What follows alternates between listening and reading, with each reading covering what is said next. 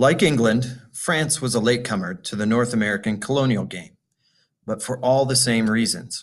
Religious discord with neighboring England and with Protestant groups at home kept France from planting its flag in the New World until the turn of the 17th century. 1 year after the founding of Jamestown, French explorer Samuel de Champlain sailed down the St. Lawrence River and planted the colony of Quebec. Champlain quickly established diplomatic relations with the Huron Indians of the region, gaining their support by aiding them in their war against the Iroquois Confederacy from the upper parts of New York. With just 2 volleys of musket fire, the Iroquois were routed and the French-Huron alliance solidified.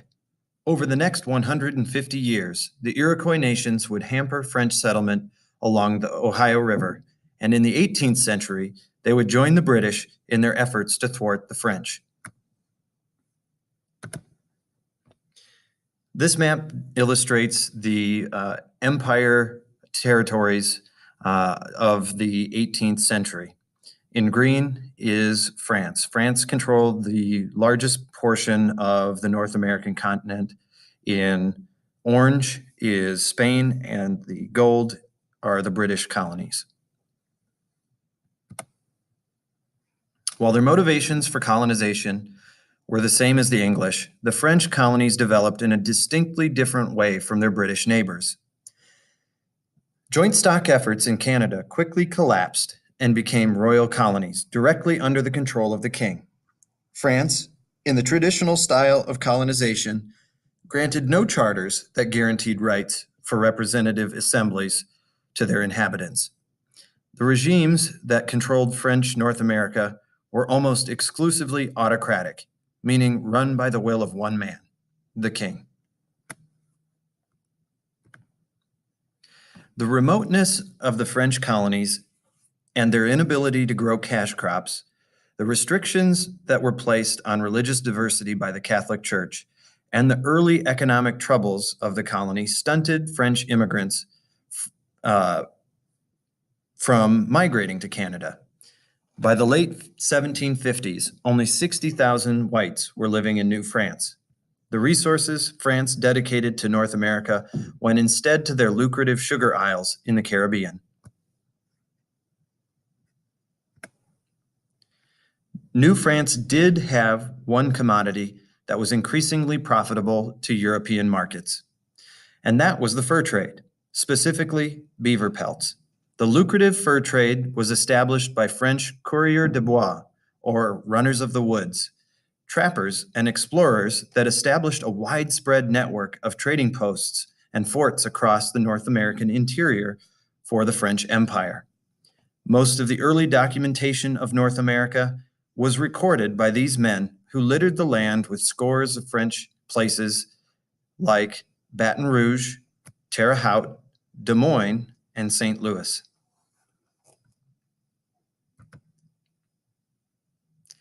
The French fur trade heavily depended on the voyagers' ability to work closely with Native Americans.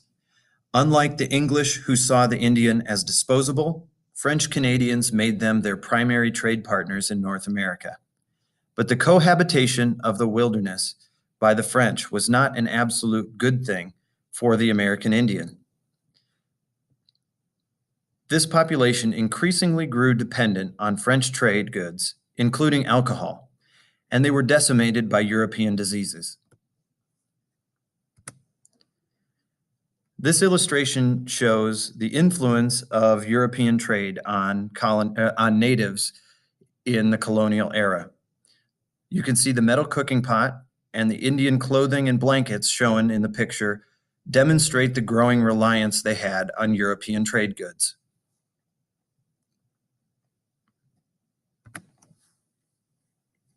This map demonstrates just how vast the French fur trading network extended.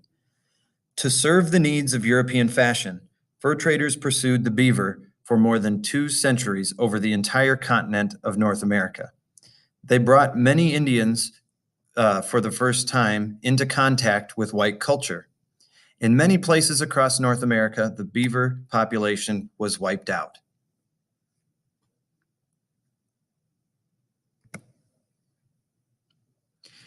In an effort to secure its North American claims, French explorers established military forts along the thoroughfares of American river systems. To control access to the Great Lakes and prevent English settlers from pushing into the Ohio River Valley, Antoine Cadillac established Detroit, the city of straits, named for its presence near the strait that connects Lake Huron with Lake Erie. Even the first European navigation of the Mississippi River by Frenchman Robert La Salle was commissioned to claim territory for France and to secure it from Spain. La Salle planted the French flag in the territory where the Mississippi River emptied into the Gulf of Mexico, naming it Louisiana, after King Louis XIV. 3 years later, La Salle attempted to return to his claim with enough men to begin a colony. After La Salle was unable to locate the Mississippi River Delta, he and his men washed ashore near present-day Houston, Texas. After wandering aimlessly in the wilderness of the Spanish territory, La Salle's men mutinied and killed the famous leader.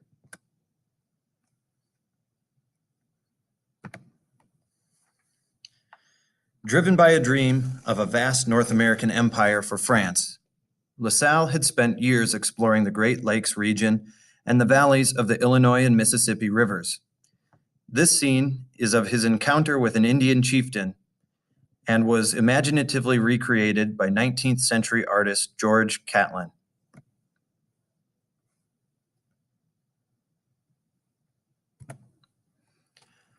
Undeterred, the French eventually fortified the Mississippi River and Gulf Coast to prevent the Spanish from challenging their trade monopoly in North American interior.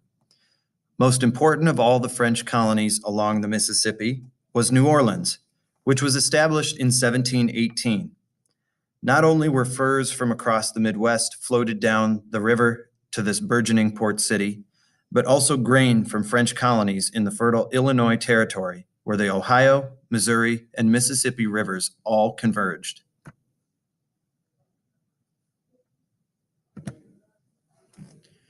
Realistically, flare-ups of hostility between English-speaking colonists pushing west beyond the Appalachian mountain ranges and the French coureur de bois and each side's Indian allies occurred regularly between the turn of the 18th century and the 1750s. In fact, 3 wars with the French and their Indian allies had occurred before the conflict Americans refer to as the French and Indian War, which began in 1754. These conflicts were part of a larger world war between 2 empires. Because the professional armies and navies of the 2 embattled countries were occupied with one another in Europe, the fighting in North America was largely, exclusively, performed by native-born colonials.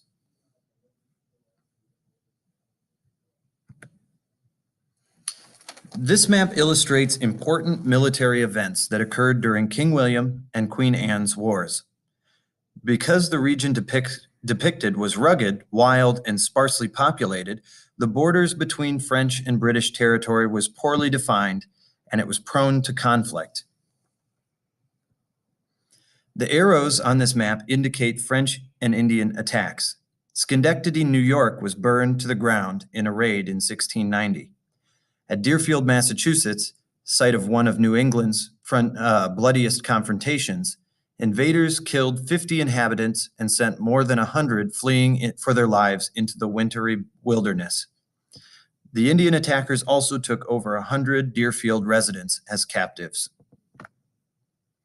You can also identify on this map the fort cities of Port Royal and Louisbourg. Both of these forts would in part be taken by colonial forces. While European generals did not concern themselves with the backwoods fighting of the American colonists, the monarchs certainly took an interest in the colonies when it came time to making peace. When the larger conflict between France and England came to an end, the victorious British Empire took a big swath of French Canada as its war prize.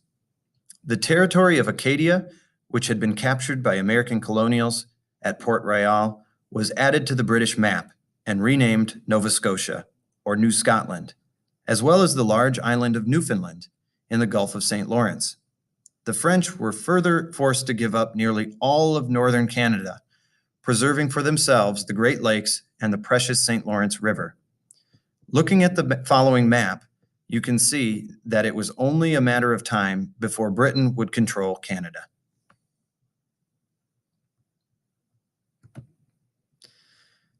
This map illustrates France and England's claims prior to the Treaty of Utrecht in 1700. And this map is of the colonial claims after 1713 and the Treaty of Utrecht.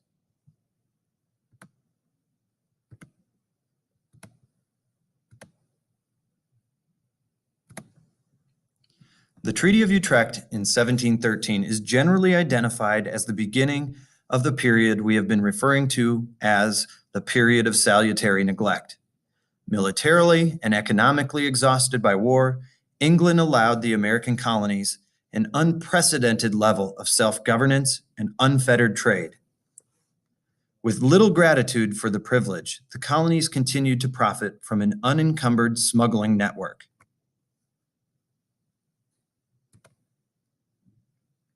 Not only did the early conflicts between England and France give the colonies greater independence and trade opportunities, but it also fostered a growing sense of colonial unity and entitlement. Colonists, especially those from colonies that had fought in these conflicts, increasingly came to believe that removing France from the continent would secure them the land so desperately needed for the ever-expanding population. When a second war between the two mother countries broke out in the 1740s, New England's militia aided the British Navy in capturing Louisbourg, the island fortress that secured the St. Lawrence River. The assumption by American colonials was that the St. Lawrence and the Western Appalachian Mountains were a birthright and the future of the British colonies. But these hopes were dashed when royal diplomats returned Louisbourg and this territory back over to the French. The American colonists that had faithfully served in the King's Navy were outraged.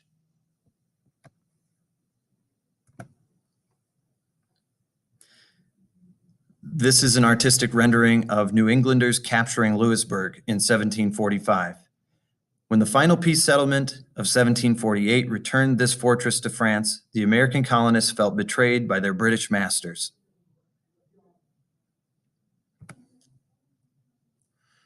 The temporary peace brought about by the end of the third conflict, King George's War, did nothing to determine the fate of colonial supremacy. Emboldened by the colonial military successes against the French at Louisbourg and bitter towards the royal policy that had snubbed them, British Americans continued to press into the French trapping grounds along the Ohio River Valley. The French, on the other hand, needed the waterways of this region to connect their colonies along the St. Lawrence and Great Lakes with those of Louisiana. They began fortifying their claims with a chain of forts, most importantly, one at the junction of the Allegheny, Monongahela, and Ohio rivers. This fort would be called Fort Duquesne, and it sits where Pittsburgh is today.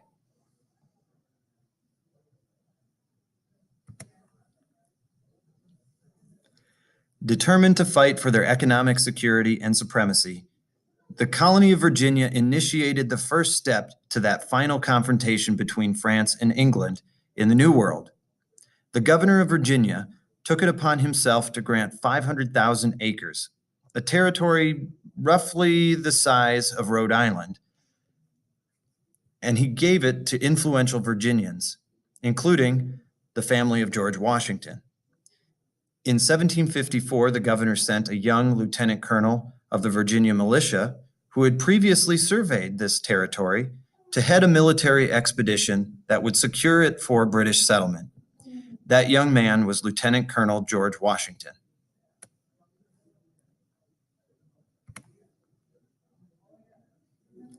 When Washington and his men entered the Ohio River Valley, about 40 miles south of Fort Duquesne, they encountered a detachment of French scouts, which they attacked and forced to retreat. Expecting the French would follow this assault with a counterattack, Washington ordered his men to build a makeshift fort the men would call Fort Necessity. When the larger retaliatory strike by the French occurred, Washington's regiment withstood the attack for over 10 hours. When the Virginians finally ran out of ammunition, they surrendered the fort, but were allowed, as was the European tradition, to return to their homes with their horses and guns. With this small backwoods skirmish, led by little-known George Washington, another world war between Britain and its allies and France and its allies was triggered. England prepared for war by immediately and forcibly removing French Catholics, known as the Acadians, from Nova Scotia. Many displaced Acadians migrated to French Louisiana, where their ancestors, who still speak Creole, a blend of English and French, identify as Cajuns. The Cajuns still celebrate French holidays like Mardi Gras or Fat Tuesday before Lent. This map illustrates the opening conflicts of the French and Indian War. Down here, we can see the three major river systems that began this conflict. The Ohio, which moves west to the Mississippi, the Allegheny, which travels from Lake Erie south to meet up with the Ohio, and the Monongahela River, which travels from south to north to meet also up with Ohio. This area was fortified by the French at Fort Duquesne. At the end of the French and Indian War, with the victory of the English, Fort Duquesne would fall and the territory would be renamed Pittsburgh, after the British general who led the forces to victory. Washington's battle and the ejection of the Cajuns would eventually draw the British and the French regular armies into battle worldwide. But the first 2 years of fighting was isolated to the colonies. It is for this reason that British historians refer to this war as the 7 Years' War, even though fighting in America began in 1754 and lasted until 1763.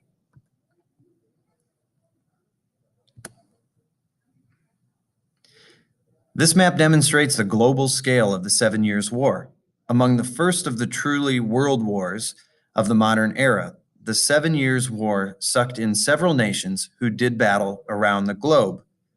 The qualifying criteria for a world war is that it's fought on 2 or more continents.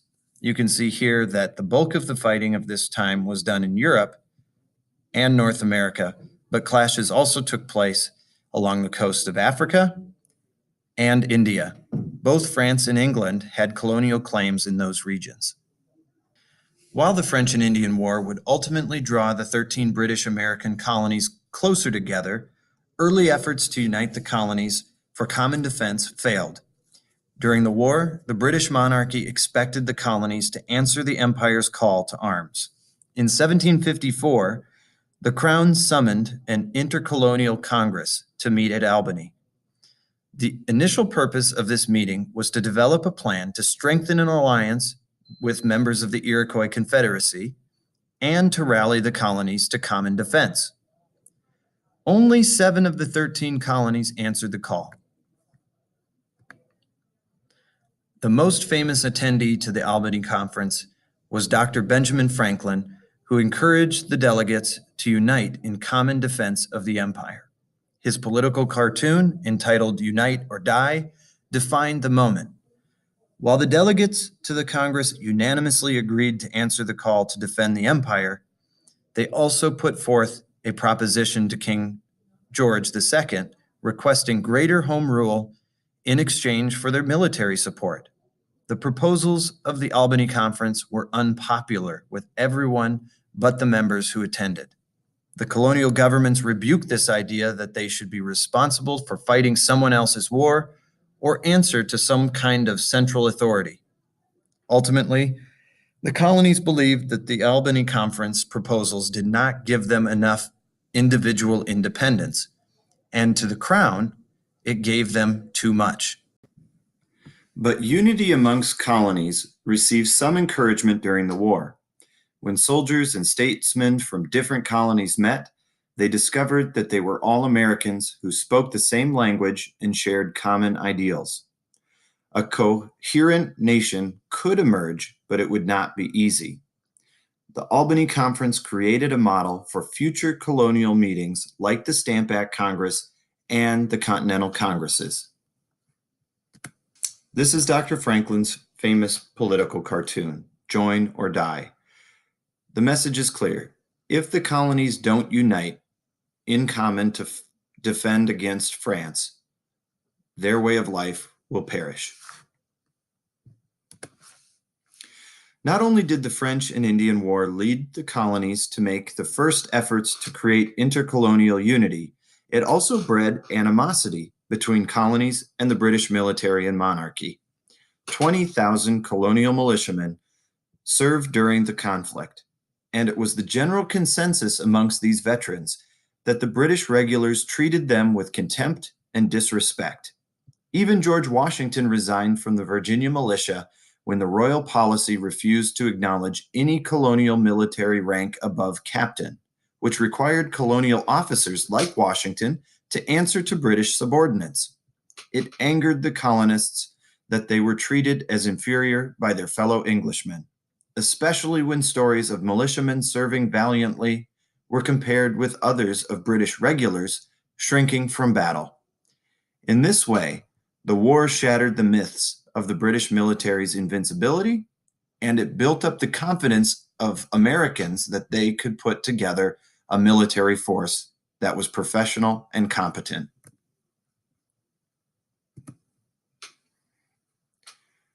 A key French outpost from 1701 to 1760, Detroit fell to the British during the 7 Years' War. The British remained at Detroit even after the American War for Independence, exciting bitter resentment in the infant American Republic. We will talk more about this as a cause for the War of 1812, the second war between the United States and Great Britain. Animosity ran both ways. British officials were appalled by the reluctance of some colonies to answer the king's call to arms. British officers disdained this idea that they had to convince Americans to fight rather than force them to do so, as was customary in Europe. This independent spirit of the colonies became a notorious thorn in the side of the British military. Generally, the colonists closest to the fray were the most likely to show up and fight, but distance and self-interest kept many home. It wasn't uncommon for a colonial militiaman to go AWOL during planting and harvesting seasons. Colonials and their governments still exhibited strong tendency towards disunity.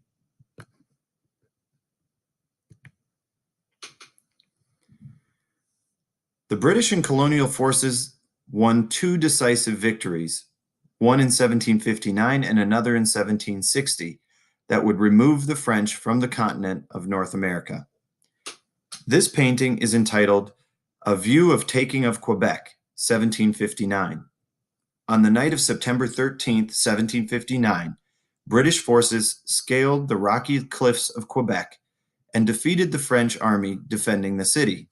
The following year, Montreal, France's last bastion in North America, surrendered. Fighting would continue in the Caribbean, in Europe, and the Philippines for 2 more years until the Treaty of Paris was signed in 1763, eliminating France as a colonial power in North America. When Montreal fell in 1760, the French flag fluttered for the last time in Canada. The Treaty of Paris in 1763 displaced the French Empire from North America. The French were able to maintain several small but valuable sugar islands in the West Indies. As a final blow to the British, though, France ceded all of its trans-Mississippi Louisiana territory, including New Orleans, to Spain.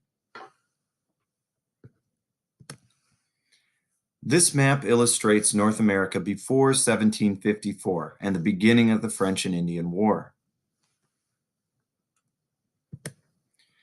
This map is of territorial claims after the Treaty of Paris in 1763. You can see England has taken hold of all of the French Canadian claims, plus everything west of the Appalachians to the Mississippi River. West of the Mississippi River now belonged to Spain. As a final act of defiance to the British, Spain ceded or turned over its territory west of the Mississippi to their ally, Spain. This will become an issue that we look at the turn of the 19th century with the President Thomas Jefferson and the purchase of Louisiana. As for the Indians, the Treaty of Paris dealt a harsh blow to England's Iroquois, Creek, and other tribal allies. Their investment in the war went pretty much unrecognized, and their claims to their homeland were no consequence to European diplomats. To them, the Indians who had supported England were no different than those that had supported France. Encroachment and maltreatment by the English was once again threatening the future of native communities.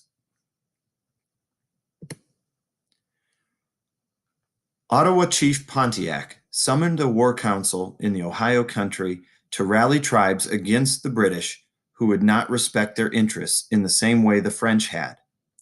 Pontiac's men laid siege to the fort at Detroit, a former French location now under the control of the British, and eventually overran it and all but 3 other British posts in the West as well, killing some 2,000 British soldiers and settlers.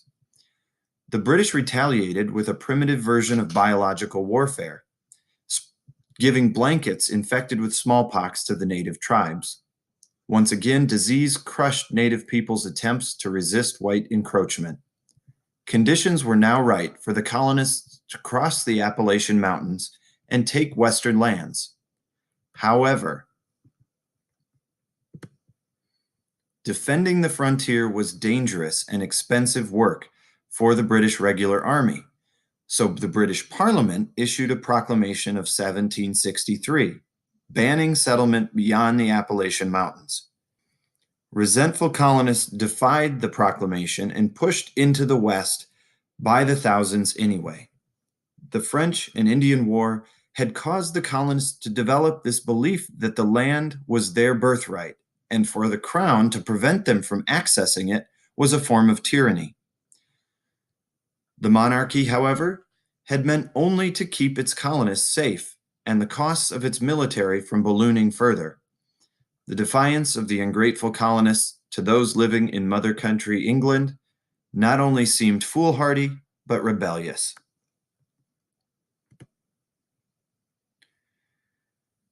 This map showing the colonies 13 years before the Declaration of Independence helps to explain why the British would be unable to conquer their offspring.